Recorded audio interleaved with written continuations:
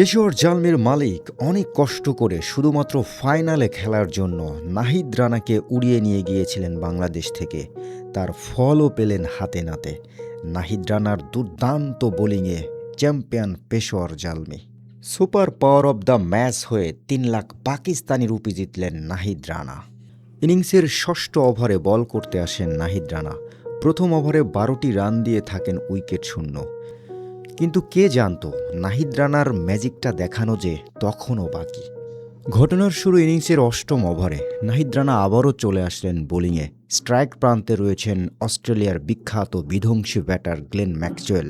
নাহিদ রানার একটা short pitch বলকে উড়িয়ে মারতে গিয়ে মিড অনে ক্যাচ দিয়ে অস্ট্রেলিয়ার বিধ্বংসী ব্যাটার গ্লেন ম্যাক্সওয়েল ফেরেন।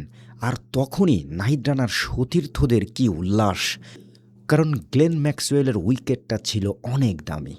এরপর ১৪তম ওভারে ঘটে আরও এক দারুণ ঘটনা। ওই ওভারে হুনায়ন শাহকে আউট করে কোনো রান না দিয়েই মেডেন উইকেট তুলে নেন নাহিদ রানা। ইনিংসের ১৭ এবং নাহিদ রানার ব্যক্তিগত চতুর্থ ওভারে এসে দেন মাত্র ৪টি রান। সব কিছু মিলিয়ে নাহিদ রানা পেশোয়ার জালমির ফাইনালে ৪ ওভার বল করে ২২ রান দিয়ে নেন ২টো উইকেট, ইকোনমি মাত্র ৫.৫। নাহিদ রানার অন্যান্য সতীর্থরা কী ধরনের বল করেছে সেটি আগে আপনাদের একটু বলি। ইফতেখার আহমেদ ২ ওভার বল করে ২১ রান দিয়ে থাকেন উইকেট শূন্য। Mohammad Wasim ৩ over ২২ run ১ wicket. Aaron Hardie ৪ over ২৭ run ৪ wicket. Nahid Rana ৪ over ball করে ২২ রান দিয়ে নেন ২টো wicket. Sufiyan Muqeem ৪ over ২৩ run ১ wicket.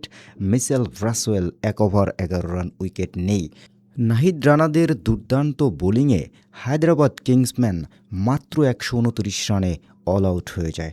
তার জবাবে নাহিদ রানার পেশোয়ার জালমি ১৫.২ ওভার খেলে ১৩০টি রান করতে সক্ষম হয়।